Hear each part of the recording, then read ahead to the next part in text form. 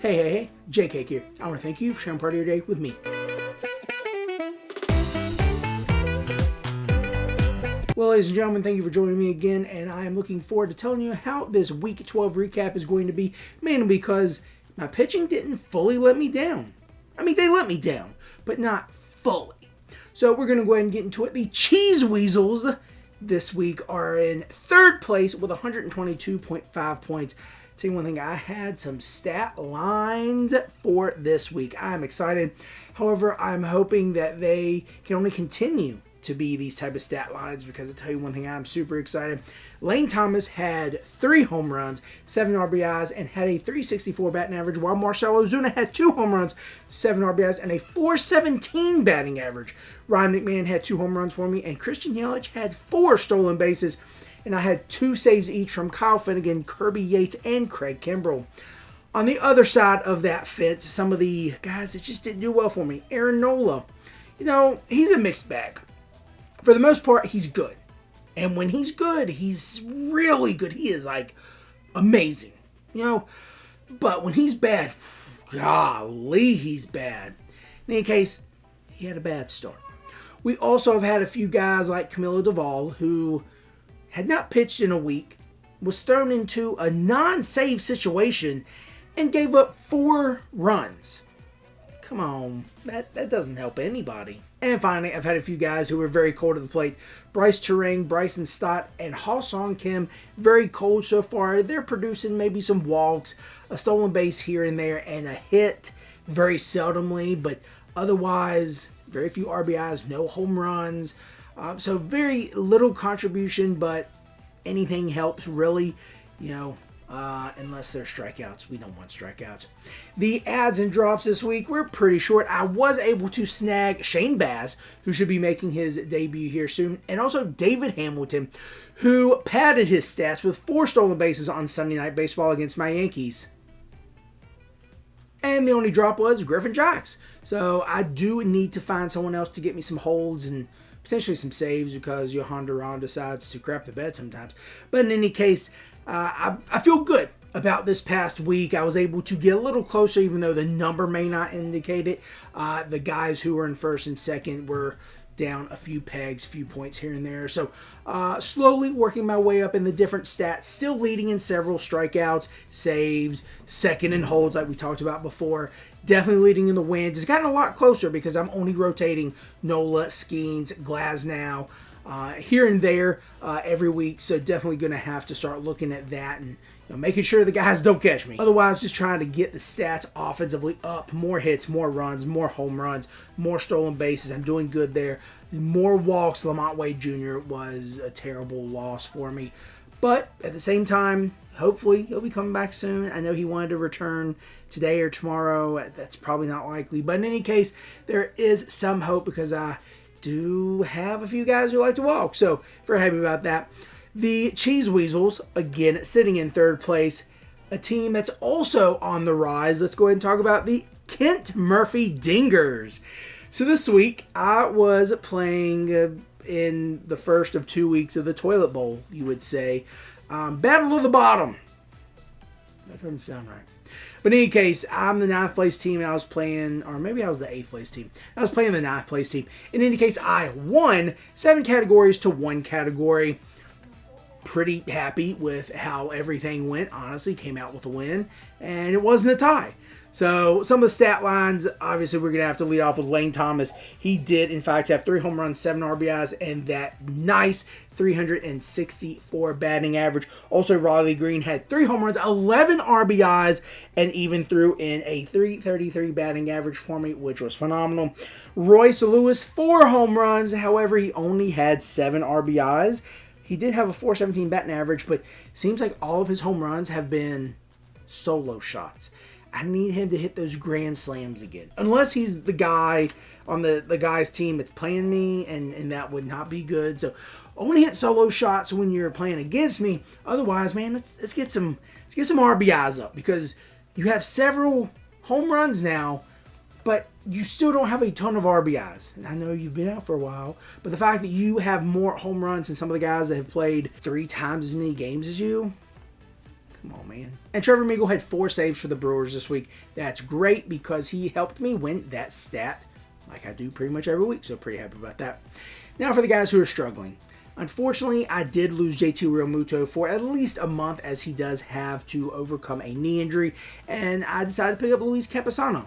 Doing pretty good, not terrible, definitely better than some other catchers, so I'm like, yeah, I feel good about this. Added him for 3 games. He played 1 game. Dude, if you're not even going to play, you're not going to help me. Speaking of playing, but not necessarily helping me, Adolis Garcia. You did come in clutch for me last week with a stolen base, but that's pretty much all you've done in the past, week, 2 weeks, maybe 3 weeks. You're hitting, in the 220s, man.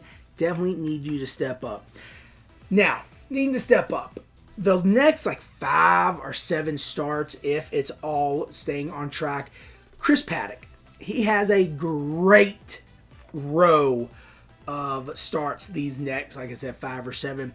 However, I thought he was going to be able to do a whole heck of a lot better against the Athletics this past week. He did not. Unfortunately, he got shelled. He went 2 1/3 and gave up 7 runs. Come on, man. He had a 20 ERA. But he had a great start to begin the week. I think it was against the White Sox or the Royals. In any case, great start. You need them all to be pretty good because your next start is against the Athletics. They're sneaky good. They make me mad because they always seem to obliterate my streamer. And then we get to the relievers. Mason Miller, I said he was phenomenal last week and then very promptly gives up some runs, blows a save, no bueno. Also, Craig Kimbrell gave up a few runs. Kirby Yates gave up a few runs. Kirby Yates, I don't even know when the last time he pitched was, to be honest with you. This week he did pick me up 2 saves, so that was great, but he has been pretty quiet the last week or 2. Now let's get to the adds and drops.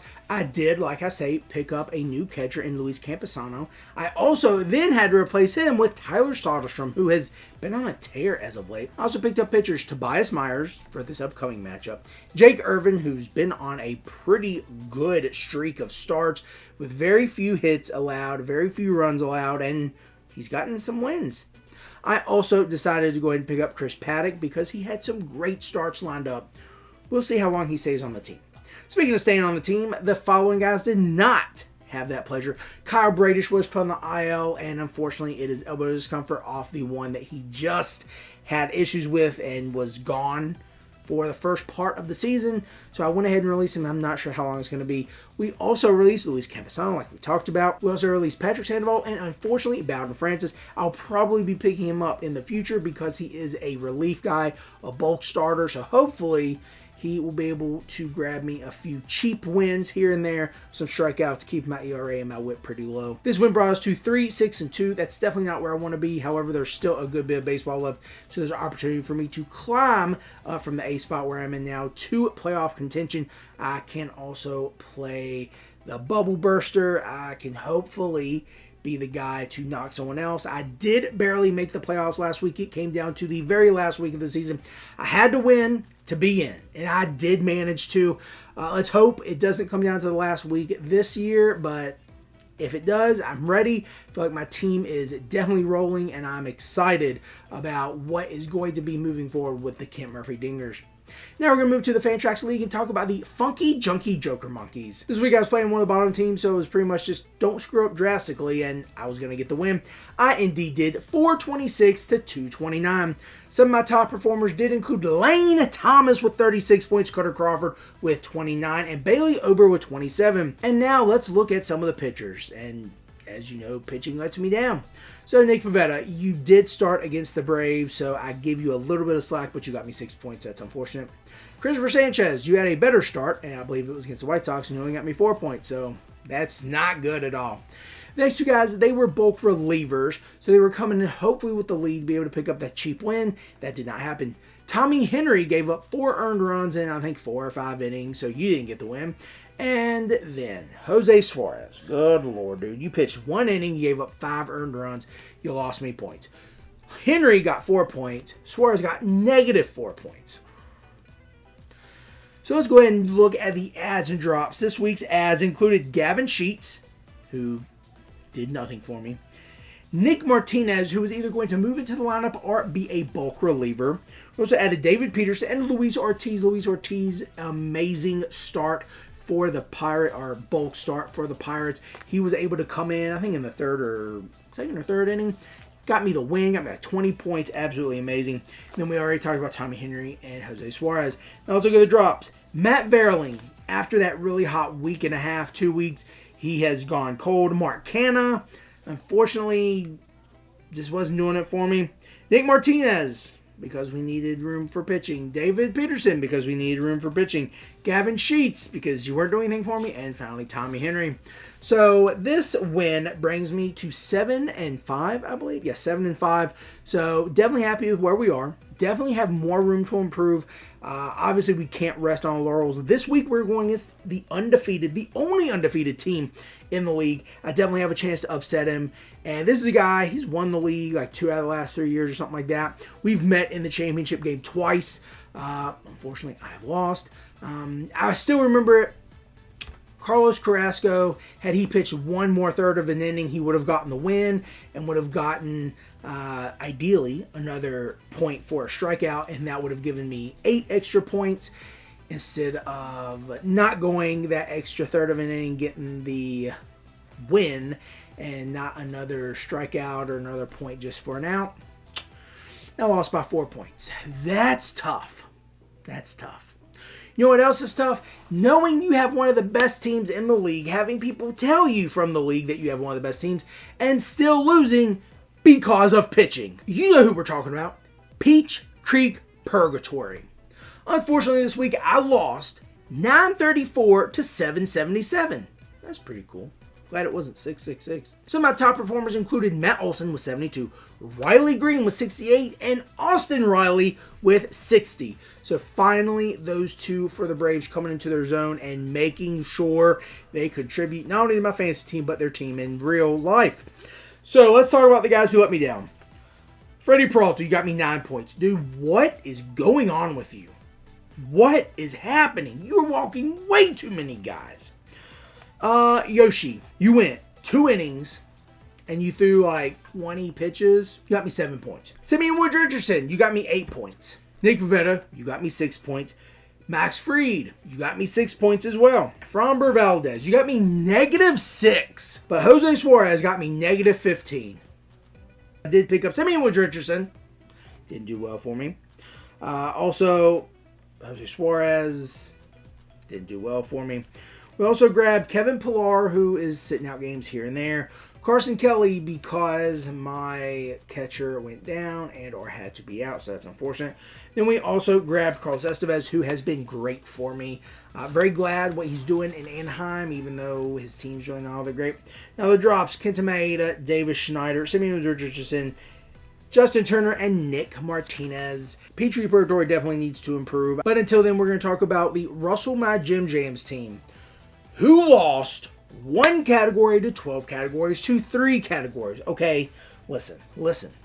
I know that sounds bad. I know it does. However, hear me out. I was close. In some. First of all, I was tied in extra base hits.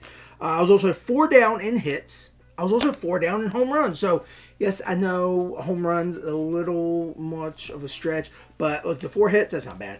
I lost by 1 hold. I think we tied in the holds. And I lost by 0.104 whip. Okay? So I'm not saying I should have won. I'm not saying I should have come out on top. But should have won more categories. And hopefully those categories that I lost, for whatever reason, don't come back to bite me in the butt. So now let's move from some less than positive to some positive as we talk about the top performers.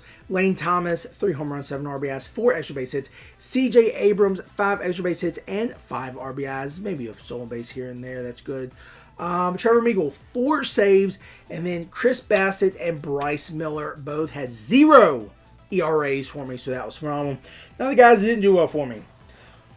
Hitless, the 3 guys I'm about to name, Brian Hayes, Josh Bell, and Sal Frelick. Hitless in their starts for me. And Simeon Woods Richardson, Chris Paddock, and Nick Pivetta had terrible starts for me.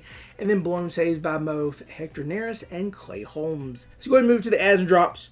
We did add Mitchell Parker and Chris Paddock because they had pretty good starts this week. However, Paddock got blown up in one. We also added Samuel Richardson, who was supposed to have a good start for me and didn't. We also added Josh Bell and Bowden Francis. Bowden Francis, again, is a guy who's going to do bulk relief. He's going to get some cheap wins. Hopefully not going to ruin my ERA or my whip too much and get a few strikeouts here and there. Now for the drops. Unfortunately, we did drop Matt Verling. Like I talked about before, it just went cold after a hot week or two. Trevor Williams, oh man, he was doing so well. Unfortunately, he's hurt. I don't have enough IL spots. We had to release him. Daniel Hudson, that kind of hurt because he had starting pitcher and relief pitcher eligibility, so I could slot him in, especially to get some extra saves, holds, and cheap wins here and there. We also dropped Brian Hayes, Samuel Richardson, and Sal Frelick. Now we're going to move to the last team of the leagues, South Harmon Institute of Technology. And I was going against one of the top teams in the league. So naturally, I won 8 categories to 6 categories to 4 categories. The frustrating part about this league is that the postponed game earlier in the week between the Oakland Athletics and the Minnesota Twins, I could not change the guys out. So I had Abraham Toro. I think I maybe had Brent Rooker. I had those guys in, so I couldn't take them out, and I fell short by 1 home run and 1 RBI. Now, I don't think they hit home runs or RBIs. However, that was a situation where if they would have, that would have been another 2 categories that could have at least tied R1, so that's frustrating. I also fell short by 4 strikes getting that category. So again, even when I'm losing, I'm close. But winning makes it even worse when I'm close because that's more categories that could have bumped me up. Because right now, I'm sitting 8th out of 12, so I am out of playoff contention. I have an 87, 90, and 39 record. Now, for the person right ahead of me, I am literally half a game back. However, I am 3 games back of the guy in 6th spot, or the 6th spot position. If I were to miss the playoffs by half a game, you know how mad I would be because I didn't get 1 extra RBI or 4 more strikeouts to win another game or another category. That's what I'm talking about. Being close is even more frustrating when you're winning. Because regardless of how much you win, if you're still not coming in, to a spot where you're going to make the playoffs, talk about the top performers for the South Harmon Institute of Technology. We do have Matt Olson with 21 total bases and 2 home runs. We have Lane Thomas, no surprise on all my teams. I made sure I picked him up. 18 total bases, 3 home runs, 7 RBIs, and a stolen base for good measure. Freddie Freeman, 16 total bases and 2 home runs. We also have Francisco Lindor, 12 total bases, 2 home runs, and 2 stolen bases. Trevor Meagle with 4 saves, and then Tyler Glasnow, 9 strikeouts and a win. That was great. Then we have terrible starts by Nick Pivetta, Tyler Meagle, Seth Lugo, Simeon Richardson, and Ryan Pepio. Some of y'all gave up like 5 or 6 earned runs. What in the heck? And then Yemi Garcia, you blew a save and you got hurt. You're on the shelf, so I had to replace you. Speaking of replacing, let's go ahead and talk about the adds and drops. The adds included Tyler Meagle. I thought you had a great matchup. You did not. We also added Patrick Bailey because my starting catcher, Raul Muto, went down. He's on the IL now, so we do have Patrick Bailey from the Giants. We also picked up Samuel Richardson. We're not going to do that again. He has burned us too many times. Bailey Ober and David Hamilton. I will not lose the stolen base category if David Hamilton is on my team. He padded his stats against my Yankees because they don't have the best catcher in the world, arm power wise, and probably perception wise, because some of those steals were just like tattooed, across the runner's face. Like, hey, I'm gonna steal. But in any case, I do look forward to winning steals. Now the drops: Luis Medina, Andrew Kittredge, Tyler Meagle, Elias Diaz because he got hurt, and between having Elias Diaz and Raul Muto, both of them being hurt and on the IL, I had to go ahead and drop one of them, so it was Elias Diaz. And finally, Simeon Richardson was dropped. We're not going to pick him back up. So that is the recap for all the teams. Now let's talk about guys you should probably add if they're still available. I've added him in multiple leagues. David Hamilton, he is a stolen base machine, of course. After I picked him up in a few leagues, he hurt his oblique, so hopefully he avoids the IL, but, with my luck, because I picked him up in multiple leagues, he's probably going to be hurt. Ryan Stanek, he is the potential step-in closer for the Mariners. That window may have closed, but if Munoz still isn't going to be full speed or isn't going to be fully trusted because he's not the lights out type of closer, Stanek could pick up a few holds if you are in a holds league and could very well pick up a few saves. Now, I know I've said it a few times and I've dogged him for having the bad start against Athletics. However, they're sneaky good. Don't come at me on that one. But Chris Paddack, he has a soft schedule these next few weeks. If you can add him, and if it's not going to blow your ERA and whip up too much, he can still produce a little bit of magic that he did his rookie year with the Twins. So could be someone to look at. They have a few two-star pitchers, but the one I'm going to focus on, Alec Marsh, playing for a pretty decent Royals team. They're not going to blow you away, but if Bobby Witt and Salvi and Pesquitano and MJ Melendez, if they wake up at the plate, you're done, son. They're going to knock you around. Hopefully those ad suggestions will help you moving forward this week and, the rest of the season, depending on if you need certain categories, hold, save, stolen bases, XYZ. In any case, that's the wrap up for the teams. That's the ads. And I am looking forward to telling you about how good these teams have done in these next few days. Next week, this is Jake Cake, and I want to thank you for sharing part of your day with me.